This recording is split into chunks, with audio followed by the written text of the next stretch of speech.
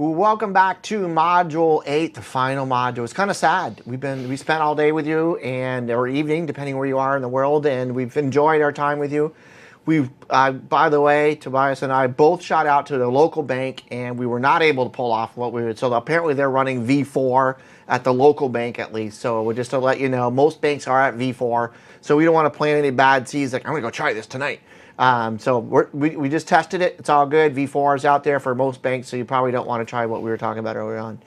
So what we're going to do, what we're going to focus on now, folks, is retrieving SQL Server metadata, and we're going to look at a couple different ways we can do that. And then we're going to look at query performance, ways to monitor query performance, and ways for us to improve query performance. So this is the final module, and again, it's kind of sad, but we're going to talk also about stored procedures. We talked a little bit about how to use them and where they come into play and everything, but we're talking about creating and executing stored procedures in this final module as well. So let's go ahead and move into system catalogs in DMV, dynamic management views. And system catalog views are built-in views that give you information about the system catalog, oddly enough, right? You can use any standard query method to return metadata. You can look at column lists, you can use joins, wheres, order bys, and some of these views are filtered that's going to display only certain objects for you. So what we're seeing here as an example is selecting name, object ID, schema ID, type, and type description from assist.tables. And this is going to be it's going to include display content for us that's going to include information about the system objects. Now, with that said, because we went to sys.tables, we also have another one called sys.objects. So the first command returns information pretty much about user tables, but the second command returns information about user objects and system objects. So you'll get more information, but maybe you don't want all that information about the system information or the system objects that are available out there. Another way we can retrieve information is using what's called information schema views. These return system metadata according to the ISO standard, so they can be used by third-party tools. They map to standard names like a catalog and your domain to your SQL Server names like your database or user-defined data type. And as you can see here, I can retrieve information from these information schema. So the first one that we show here is .tables. I can retrieve information about the different tables that are being used by SQL Server, how the columns are being used by SQL Server. And again, here I can get a little bit more specific. This would return everything about every column. I want to find out where business entity ID is being used. What table in the schema or in the database is business entity ID stored in? So if I need to make a change to that, I'll understand the repercussions or the impact if I need to change that, as an example. So I can actually go in and throw a where clause on this and return that. Of course, you can throw an order by in here and sort it so you can see where the business entity ID is sorted by table if you wanted to. So it's just a way for us to retrieve metadata about the system or about how SQL Server is functioning. We also have functions that we can use. We've seen a couple functions here. We've got the select version, and we have the two at signs, and the select version for that returns the SQL version. We can also look at the product version. One will show you the version name, and the other one will show the version name and the number associated with the version. Was it version 11 dot whatever it might be for SQL Server 2012? You may be concerned about the collation that you're using with your SQL Server environment. SharePoint requires a unique collation. Your default collation out of the box is not used by SharePoint. So I may want to determine what the collation is for a SQL Server instance before I install SharePoint, before it starts communicating with that. So I can use a server property called collation to determine what collation is being utilized for this instance of SQL Server that's installed. And we can just mention that these at something Nilotic functions or these called global variables, but they have nothing to do with variables. They're just functions that don't accept parameters. And these are mostly there for backwards compatibility. So typically they're replaced by database property EX, column property, server property, and so on. So yeah, so again, what we had talked about earlier about the idea of like some of the functionality you've seen for several versions, and it just kind of hangs out for us because we're kind of used to it, and we want you to be able to continue to use that. But as you're looking around and working with SQL Server, see if there's a better, maybe more improved way, performance-wise, that may have another option for you to retrieve the information or perform the task that you're trying to perform here. We can query DMVs and functions. Here's a dynamic view that we're looking at here. Select session ID, login time, and program name. And we're going to retrieve that from this assist.dm_exec sessions. And I can specify, like I said, with a where clause in there, what I want to be able to do with that. Same with the dynamic management functions. Then when they're queried as table valued functions, we mentioned those that are on. We can go ahead and do a select statement on that, specify what type of view I wanted to reference, and specifically a specific object. In this case here, we're looking for that sales order header object to find out or retrieve information about that. And we have a very large number of DMVs and DMFs, so dynamic management functions and views. So it's definitely useful to spend some time in going through what they are, as this will help you with either debugging issues in the server that you're finding to make your app faster or whatever it is, or maybe you want to build some automated monitoring. So it's worth spending some time going through all of these just so you get at least a hunch of what you can actually see. And this is one of SQL Server's strengths, is really the amount of monitoring we allow you to do. It's actually quite impressive. Yeah, and that will take some time to understand those, but they are very powerful and worth doing it. And there's nearly 200 dynamic views or DMVs in SQL Server 2012. And again, they include information about catalog information, administrative status information. The DMVs are server scoped at the instance level or database scope, depending on what you're looking for. The underlying structures may change, so a lot of people, what you don't want to do is write a select statement against a specific DMV and keep that and think that's going to be good forever, because they do tend to change. So it's good to understand what's available out there and be able to understand that you can query them, but be careful about writing procedures that's going to go out and execute against them in the event that they do change. And there's different categories of these DMVs. There's database category. There's query execution related categories. There's I/O statistics categories for your input/output. There's operating system or SQL Server operating system information that's available to you. And there's a category on transactions. And we saw how powerful transactions are and how important they are for us as well. So these are all types of views or categories of views that are available out there. And there's a slew of them to go through. I already used plethora, so I can't use that again. I'm going to switch to slew now. A slew of them out there to go out and view. So you want to go ahead and peek at those. All right, so system catalogs and DMVs. Are there any special ones that you like to show when you do demos, or? No, there's plenty of them. So many of them. Yeah, but DMExec overall is one of the ones that you use quite frequently, as well as DMOS to look at different weight stats in the engine. So typically when you're looking to improve performance, a big thing for you is to look what is the server actually doing, and if it's waiting for something, what is it waiting for? So it may be waiting for I/O, for example. It's waiting for the disk. If it's waiting a lot for disk, you may want faster disk or more memory or things like this. So it's really like a pretty huge subject. Yeah. But overall, definitely DMExec, DMIO, DMOS, DMIO are useful to start looking more deeply into. Is there a class available just on performance with SQL Server? No, that's basically all of these are performance related. Okay. Yeah. All right, stored procedures. We can also use stored procedures, and with stored procedures, we've referenced those a few times. We have system stored procedures. We have user-defined stored procedures that can be created. So with stored procedures, what we can do here is we can execute them. And the example here is we're just going to execute, SP databases. We're not going to pass any parameters. I want a list of all the databases that are available. Of course, I could pass a specific database name. It would give me information about that particular database.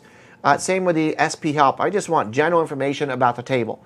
I can actually get that information by typing SP help. If there's a specific table, in this case here, sales.customer, I can supply a parameter for that and get specific information about that single table. So it depends what you're looking for. I can get information about every database, about every table if I want to, about the system if I want to, about a specific table using SP_tables. It depends what I'm looking for. I can decide to just give me information about everything, or specific objects if I'm focusing on a particular object that I'm trying to fix or optimize. And typically there are some exceptions. SP_help is very useful because it just gives you a lot of information about an object. But typically, you're better off looking at catalog views, so selecting from sys.databases or sys.objects, sys.tables, sys.procedures, and so on, sys.foreign keys, and so on, rather than using these legacy stored procedures. So a lot of them are the way you used to retrieve metadata back in the day, and we're keeping them for backwards compatibility, but the richness that you get from querying catalog views and DMVs are typically way greater. So common system store procedures, we just look at a few of these: SP databases, SP tables, SP columns. Again, we're going to look at the use of the dynamic management views, or DMVs, or system catalogs, are ways for us to access this similar information. Unlike the system views, there's not an option to select which columns to return. So if I want some information about SP databases, I type in SP databases. If I supply a database name, I get all the information about that database name. I can't be picking and choosing what information I want about that database, or about that table, or about the columns. But we have a little bit more flexibility when we're using the system catalogs, or the views and the functions that are available to us. We can execute a system store procedure. Most of these are marked with SP underscore as the prefix. They're stored. The system stored procedures are stored in a fifth system database.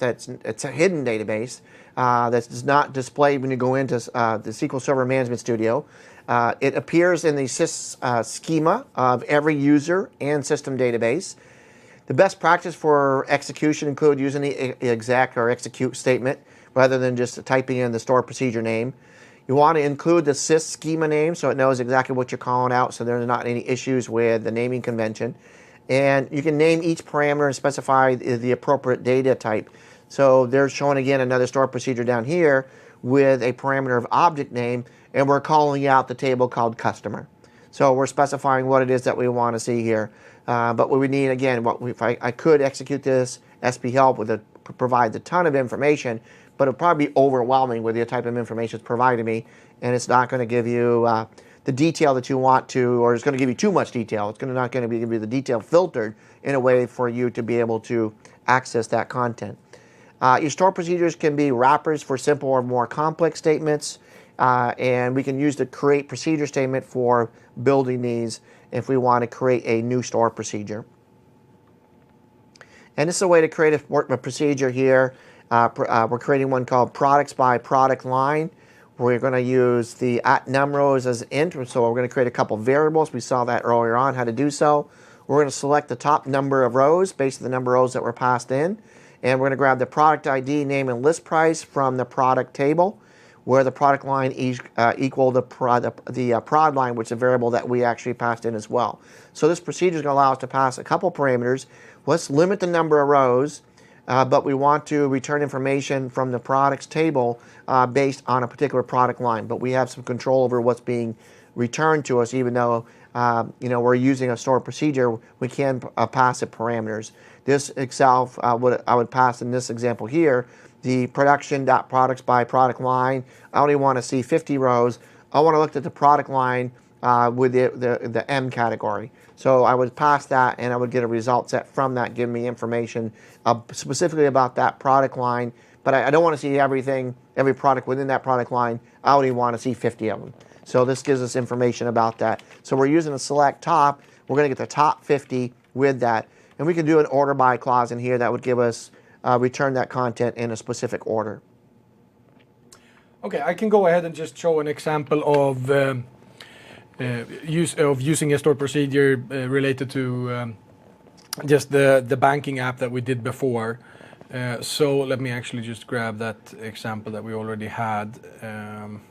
And we are publishing these script examples that we do. So the demos are online for you to download under the FAQ section of the website.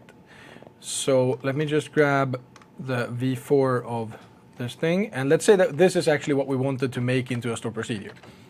So that would make more sense. Yes. And stored procedures are good for various reasons. One of which is just management of code, right? So it's also that you don't have to generate all of this code on the client side. You can just send the procedure name and the parameter values to the server, and we'll go ahead and execute that. So I'll call this create procedure SP, let's say account withdraw. And we'll have some bugs in it but that we won't worry about. So I have to pass in account ID, and I have to pass in the amount. And we remember both of them were ints. Right. And you don't actually need begin end in the beginning of the procedure, but I typically put it there for because it looks nice. It looks nice. Yes, it does. Set no count on is fairly common to use. It just means that after each statement, we don't return number of rows affected back to the client. There are some client drivers that will believe that that will basically interpret that as an empty result set. So it's fairly common that you do set no count on to also reduce the amount of data sent back to the client. And then I just go ahead and kind of replace here and say, well, this is actually this guy, and that's this guy, and account ID is this guy, and then we're good. So now I've created this stored procedure, and we can go ahead and execute it. And it's definitely recommended that you pass the values in by name. So that means I specify this parameter name, and I say, well, this is account ID something, and amount that I want to withdraw is, let's say, 100. And this account doesn't exist, so I'll get the error message back. But obviously now it's way easier for you as the app runs, right? You don't have to change the app if you need to optimize the procedure. There are lots of discussions to be had with regards to where the app code should lie and so on. But that's one of the reasons. There's also reasons of we can cache the execution plan that we have to build to run this on the server side, which minimizes CPU that we have to go through in order to go and execute this. The other thing that's useful is also we don't have to go and parse and do all of that all that work when we get the call, because if you just use a remote procedure call, you'll just say use this name with these values and go, and which definitely can give you a performance boost. But that's basically how you simply create the procedure and run it. All right, and we got to expand on our example on the checking account in our banking industry, or a banking option that didn't quite work out like we had hoped because V4 was rolled out. Yeah. All right, so we looked at the performance, or we've been looking at different types of queries, whether they be specifically, we spent a lot of time on select statements. Let's take a look at improving SQL query performance, writing well-performed queries. So let's just some basic ideas here. So only retrieve what you need. So in the select clause, if you only need 2 or 3 columns, specify those columns instead of doing specifying the asterisk, which brings back or returns all the columns for you. If you don't need all the rows, use a where clause. So you're not causing any additional performance on the server. So be very specific about what you want retrieved. You can improve search performance of the where clause. Avoid expressions that manipulate columns in the predicate. So be fairly straightforward with the type of information that you want returned to you. Minimize the use of temporary tables or table variables. Use Windows functions or some of the set-based operations that we talked about earlier on in the class today. Avoid cursors and any other iterative approaches. Those require some extra overhead that would slow down your query performance. Work with your DBA to arrange good indexes and to support the filters and the joins and the ordering. So if you're coming in new, maybe you're a SharePoint person and you want to work with your DBA because you want to roll out SharePoint, which is installed on top of SQL Server.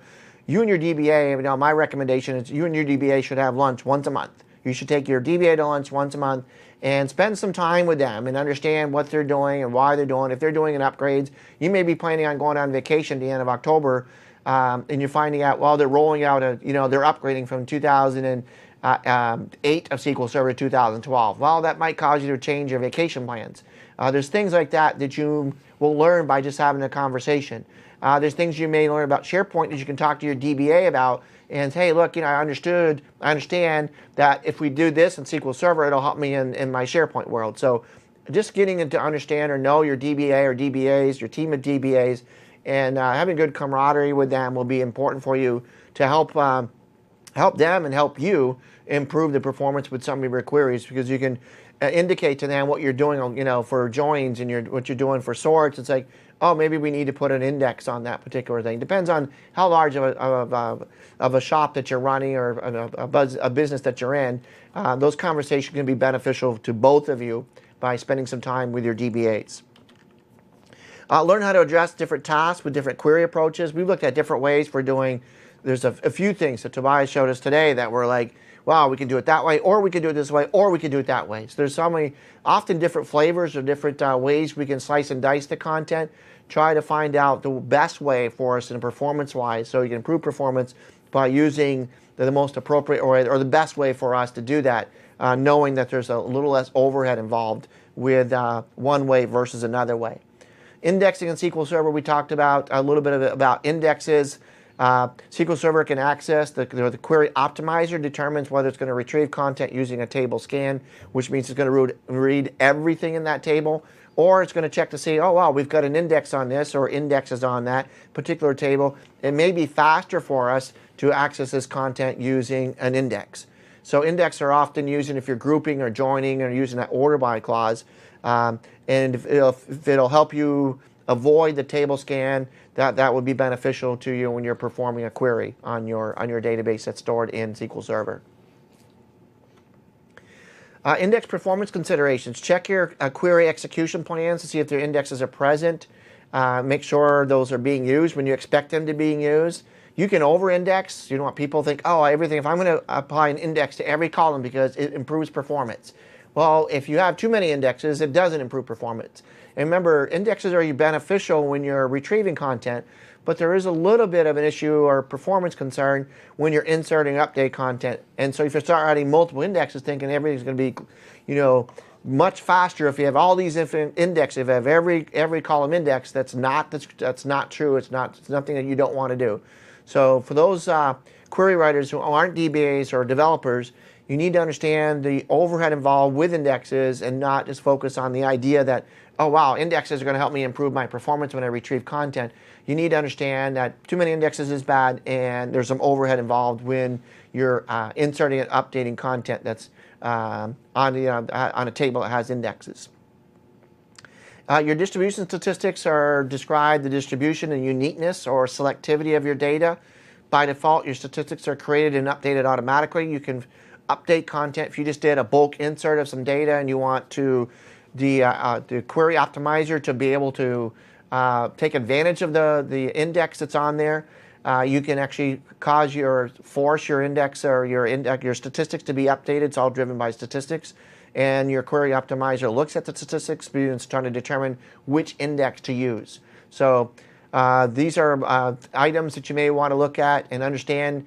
For the most part, I don't need to be worried about updating statistics. It's done for me. But there might be options or a task that you perform which would require you to update those statistics and give you better performance with your indexes.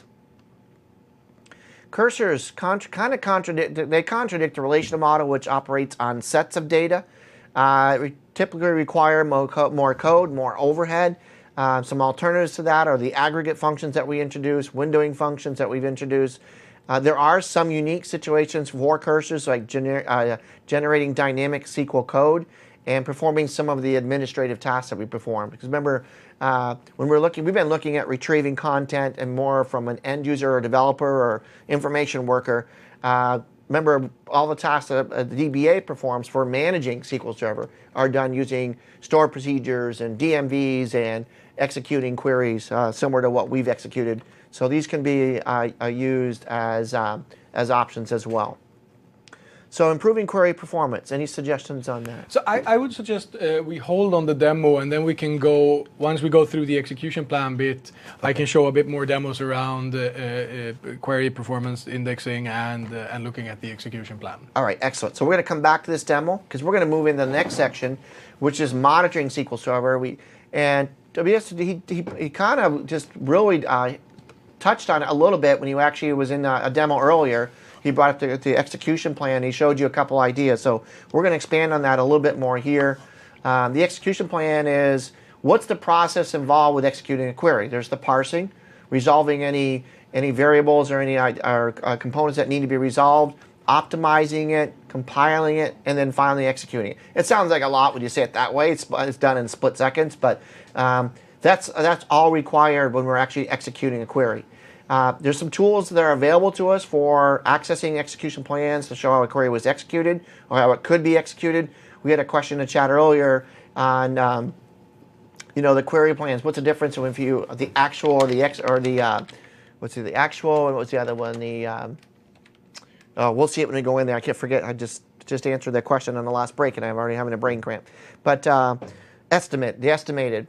So the estimated is like it doesn't actually execute the query plan or the query. It says if I did execute it, this is what I would use. This is the results that you would see, or this is how that query would be executed. Where the actual, it actually performs the query that you're trying to execute, and it gives you the results as well. That's the question I was thinking about.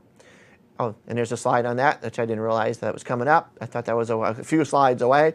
But here's an example of that. Are you getting tired, Brian? Apparently, it's like, wow, it's the next slide. All I had to hit the down arrow. And the answer was in front of me. So yeah, here's the estimated execution plan. It does not execute the query, just displays how it would execute the plan. Here's the actual. It's going to return the next time the query is executed. And these are the plans that was actually used by the SQL Server, chosen by the optimizer when that query was executed. All right, so now I'm going to look before I actually speak. All right, here's how I get access to the estimated execution plan. I can display that here and also include the actual execution plan. So we'll be able to see, Tobias is going to demo that for us when we go into the demo here. And he's also going to talk about how to interpret it. What does this mean? Because you can hover over these icons as you're seeing them. I was going to talk about the Disneyland trip. Oh, the Disneyland. I thought we couldn't do that because the V4 fixed everything. Well, we got 2 or 3. Fast. We got a few. Yeah, we got a little bit of money. That'll get us through the weekend at least. So read the plan right to left, top to bottom. Hover the mouse pointer over. He'll show you that when we get in there. The thickness of lines between operators indicates the relative number of rows passing through. So, I mean, there's some visual items that are going on that you should be familiar with, because that'll give you an idea as to what's happening. So the visuals, in addition to the rollovers of detailed information, will be beneficial when you're looking at the query plans and how to optimize or how to interpret those query plans. Again, here's set statistics time on, or set statistics IO on. This gives us information about the parsing and compiling of a query, or the amount of disk activity generated by a query. So this is information that will give you additional information, or these are commands that give you additional information about how the query optimizer is working for us here. All right, you're off to a really cool demo, aren't you? You're smiling. Yes. I can tell you got something really groovy, jazzed up. We'll sneak around here and have a look. All right. So yeah, let's take a look at what we can do to improve query performance and understand what's going on. And this topic is obviously more than what you would fit in a few minutes of demo, but this is to give you kind of an insight into where to start and what there is to think about. So I'll just start by stealing this sales.sales order detail table, and we'll use that as kind of the example for the demo. So I'll just make a copy of that sales.index test, we'll just call it. Okay. So now this table is what's called a heap, and that means there's no clustered index on the table. And okay, what's a clustered index? Well, a table can be of 3 types in SQL Server 2014. In SQL Server 2012, which is the current version, we can be 2 types. So it can either be a heap, which is just non-sorted bunch of rows, or it could be a clustered index, which means it's sorted on some row. So let me just use a simple system procedure here to just check what's the current indexes on this table. Are you going to leave us dangling on the new index in 2014? Well, yeah. So we already have public betas out there with it, but there's new types of indexes in SQL Server 2014. Looking forward to it. So that seems pretty clear. Testing does not have any indexes, which means by definition has to be also a heap. So let's just try and say, okay, we want to run our query on this, and we'll use just a bit of a but a bit of a query with multiple parts to it, so you get some insight into what's going on. So let's say that what I want here is by sales order ID. So by order, I would like the sum of unit price multiplied by order quantity, I think the column is, group by sales order ID, and I want this only where for a certain customer. So where customer ID, and that's a bit too broad. Let's see. There you go. Let's see if we can get something that is a bit more interesting. Special offer ID. Let's use that as an example. So, okay, where special offer ID is one. Group by sales order ID. So now, and then let's add also, finally, we want this sorted by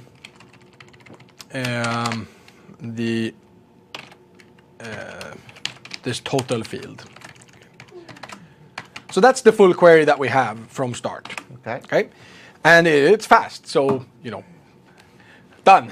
Heading home. That's it, right? Exactly. We're going to go to the bank. So let's turn on this execution plan business. So I'll click this one, include actual execution plan. There is really no reason to go and look at the estimated execution plan unless the query takes a long time to run, or possibly it's an update statement that you don't want to run it, right? Update, delete, or something like this. So a non-select statement. So I include the actual execution plan, run it again, and we'll see what SQL Server actually did.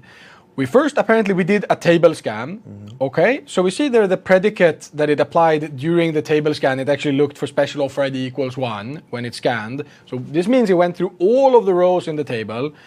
And the thickness of the arrow is important, like Brian mentioned. So we see all of the rows that match this go to the next step, where there is a compute scalar.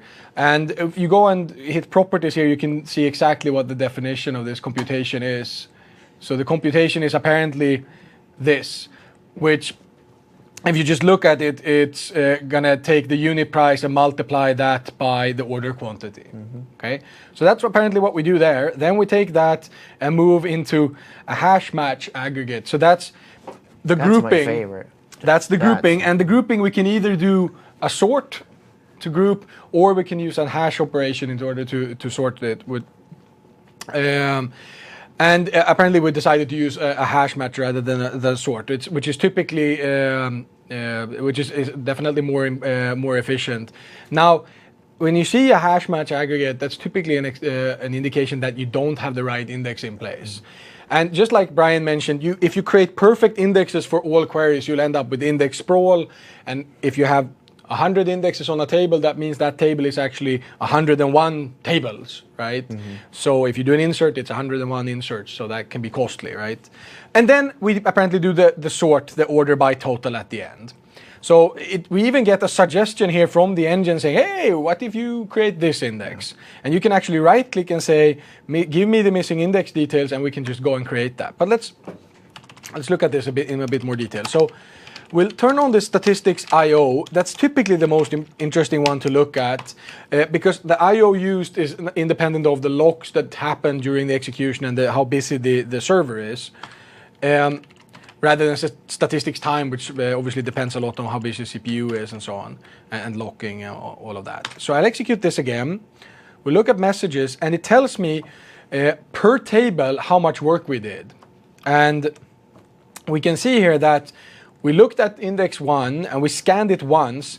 During those 1 scans, we read 1494 pages, which are 8K units, from memory. So if it said, 10 here, that's during those 10 iterations through the table, the total was 1494. And then physical reads is out of those 1494, how many did I have to go to disk to fetch? And it makes sense that these are in memory since we just created the table, right? And then we have some more detailed data, which type of lookups we did. But basically, the fewer of these, the better. That's the general rule of thumb. So let's say that, okay, this one was actually this many pages, and we had a table scan, and we had a hash thingy in there, and hash aggregate, and we also, well, that's enough. And we will indicate that this is not perfect, right? So what you're interested in when you look at the execution plan is typically a smaller plan is better, fewer steps, that kind of makes sense. Thinner arrows are better, less values move between. And you want to avoid things that seem to use, touch a lot of data. So scans generally are not the best. And these hash operations are costly because we're putting lots of stuff into memory in order to probe the results, probe the hash table. So let's say, okay, let's create an index on this table. So we'll create a clustered index first, just to see what would happen.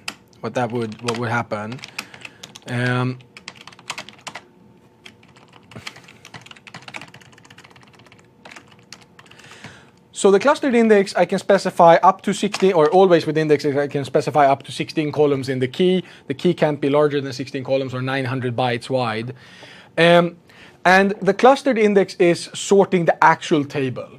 So you're basically sorting the table and then you're adding a balanced tree structure on top of the table. And the logical query processing is typically what you're after. What has to happen first is where. So we probably want to use the special offer ID as the first column in the index. Now let's just do this as the example. Create the index and then run the query and see if there is a difference. So now we see, there's a clustered index seek that happens instead. It takes the rows, goes to the next place, it calculates unit price times order quantity, does the hash match still, and then the sort. And now we ended up touching, more pages. Mm-hmm. Well, what's going on? Well, apparently special offer ID is pretty big, right? Oh, right. So when we restructured the table, we were unlucky in a sense that we actually ended up using more space. So that was obviously perfectly rehearsed. Let's do special offer ID too. And let's drop the index and try again.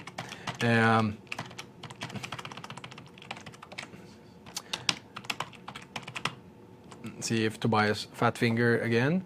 Okay, so 1592. So dropping the index, obviously, it's not like we go and move everything around again. We just drop that balanced tree structure.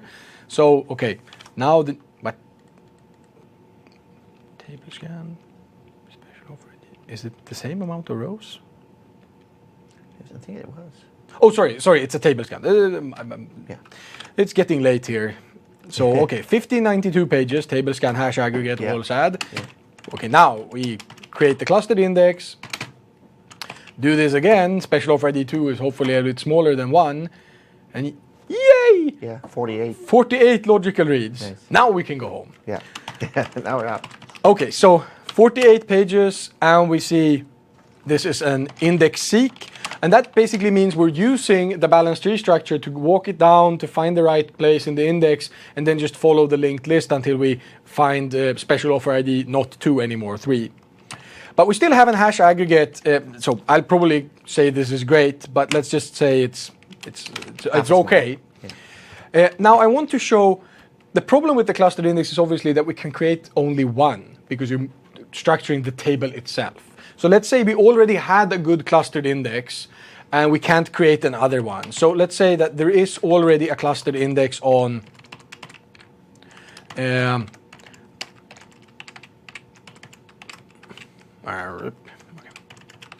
let's say there is already a clustered index on on sales order ID, which I'm not using in this query. Mm-hmm. So that all, and this is the common thing that you'll find when you're optimizing queries. There already is a clustered index there, and changing it, you have to obviously look at what problems you're creating. Okay, so this seems. So now we're in this other space where we have to create non-clustered indexes. A non-clustered index means basically take whatever columns I asked to include, right, in the index and create a new table, shove all of the data in there, but only those columns, and add a pointer back to the table. And there are a little bit different types of pointers you can read up on later, but put those in that separate table, build the balanced tree structure, and now you allow the query optimizer to pick that index as well. And you can imagine if you create 100 of those, you have 101 tables, right, like I mentioned before. So, we have this new index, and it's now the clustered index is not on the right column anymore, right? It's on not special offer ID, so we're back to having a clustered index scan, which is the same as a table scan. So I'm scanning the clustered index, which is the table, right? It's just a sorted table. So, and we're getting this 1574 pages. So let's just pretend it's the same as this. So I want to improve on this. I'll go ahead and create a non-clustered index. And you can have up to 249 non-clustered indexes on a table, but you probably don't want that. And I want to have this index on special offer ID,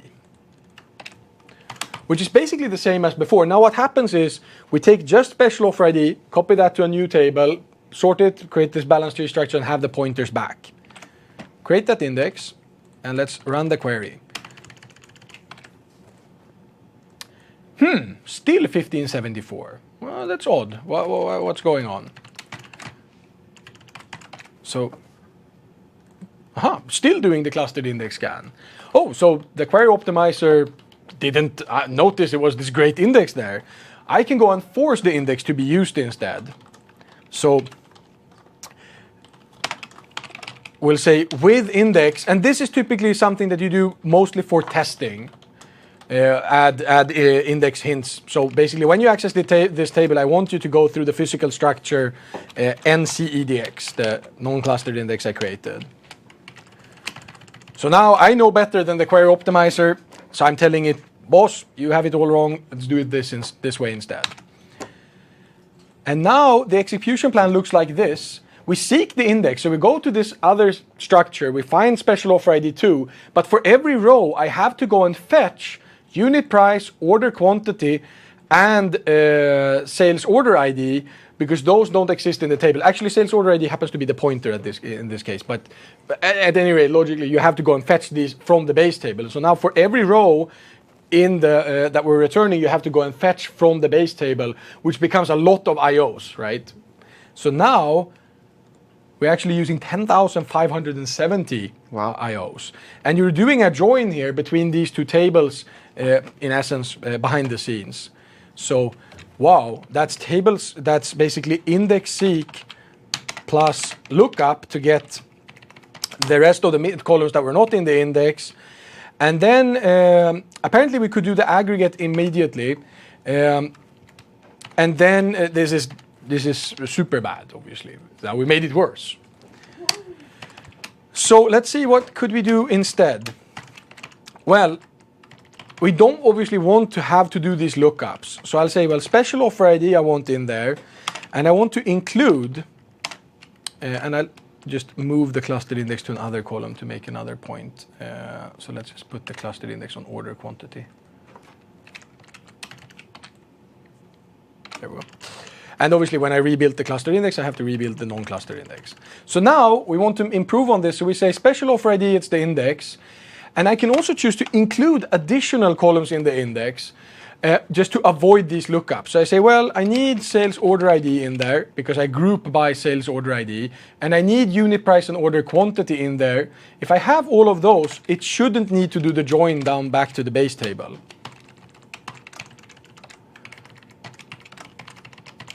So I'll go ahead and recreate the table, the index. So again, it sorts based on special offer ID and just then adds into the index these other columns.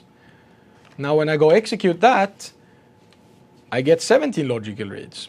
Or it sounds better, right? And if you go and look in the execution plan now, it's clearly just a seek, computes the scalar aggregate. Then we have a sort. And if you look at the cost estimate here, that's where we're spending a lot of the cost of the query. So we're sorting on sales order ID because of the grouping, right? So apparently the query optimizer came to the conclusion that this is a small enough set. Right. It makes sense to sort rather than hash aggregate. So we have index seek, we have sort for grouping. And this is already good, right? We went from 1,500 odd logical reads or pages down to 17. But let's see if we can do better, right? So what we can do is, if we already sort this on special offer ID, that's the where clause. The next thing that's going to happen is the grouping. So if the index is already grouped or ordered on sales order ID, since that's what I group on, I won't need to do the sort operation. So I recreate the index and I go and run the query again. And now still 17 logical reads because it's the same amount of data I need to touch, but you can see that the sort operation disappeared, the first one, right? Because the grouping, you can just go and do the stream aggregate. We know that it's already sorted, so we just go and do the calculation. And then we have the last sort, which we need because we want to the presentation to be ordered this way. So now you can argue this is kind of the perfect plan for this particular query. So 17 pages, index sort, and then no sort for the grouping. And this is, super happy. Nice. So obviously, if the query runs, you execute this all the time, it's a good idea to create the right index. If you execute it some of the time, at some point, you'll have to think about this index sprawl business. But this kind of gives you an insight into what you need to do in order to get the best performance out of your queries. All right, fantastic demo to wrap up this module here. We're just going to do a little brief summary here. We talked about system catalog views and ways for us to review that content or access that content. Information schema views. We also have some store procedures, system store procedures. But as we pointed out, you want to try to take advantage of the system catalog views as well as the information schema views to retrieve information, and the dynamic management views or the DMVs. We showed you how to create a store procedure and how to include passing the parameters into a store procedure so you can reuse that store procedure and be able to retrieve information based on different values that you're passing in. We talked about ways to improve performance with your queries by avoiding certain things like cursors and only specifying the columns that you really want returned versus all the columns, using a where clause versus no where clause, was going to return all the rows. And we looked at the ways for us to monitor the performance of a query, and with the excellent demo that we did with Tobias did actually with the query plans, how we can use those execution plans to view the content and understand if there's better ways for us to be able to access this content. And as you saw, we tried 3 or 4 different iterative approaches before we found the best solution for that query or for that index. So what we did today is we went through an introduction to SQL Server. We talked about the different types of statements and introduced the basic select statement and other statement elements. We went into advanced select statements. We introduced distinct, aliases, scalar, functions, and case. Talked about joins and merges, how to filter and sort your data. Talked about the different data types, the date-time data type, the character data type. Also, understanding SQL Server function types are available to provide information back to you. We looked at ways for grouping and aggregating data. We used the group by and having clause. We introduced subqueries, how those can be used. The exist clause. We talked about the inline and the derived tables that are available to us. We actually broke for some food somewhere in the middle, so we took a meal break today, which was good, all needed. And then we talked about the set operators and how we can use the grouping sets like pivot and cube and roll up. We went into ways for inserting, updating, and deleting data. Talked about the use of default constraints and triggers to ensure that data we're adding is valid data or good data we'll use, and to avoid the garbage in, garbage out. We talked about programming with SQL Server and how to implement error handling, and also introduced the idea of transactions, how beneficial and how they could be required depending on the type of data. Obviously, the banking industry does require the use of transactions. And we've wrapped up with retrieving SQL Server metadata, improving query performance by querying system catalogs and DMVs, and looking at creating and executing store procedures, and then how you can improve SQL Server query performance by using those execution plans. So on behalf of everyone here at MVA, as well as Tobias and myself, it was a pleasure working with you. We would like to thank you very much for joining us. We'd like to ask you as well to look at the poll at the bottom of the screen. If you take a few moments to complete that, we would greatly appreciate it. And we appreciate you joining us, and we look forward to seeing you in a future MVA class. Thanks a lot, everyone.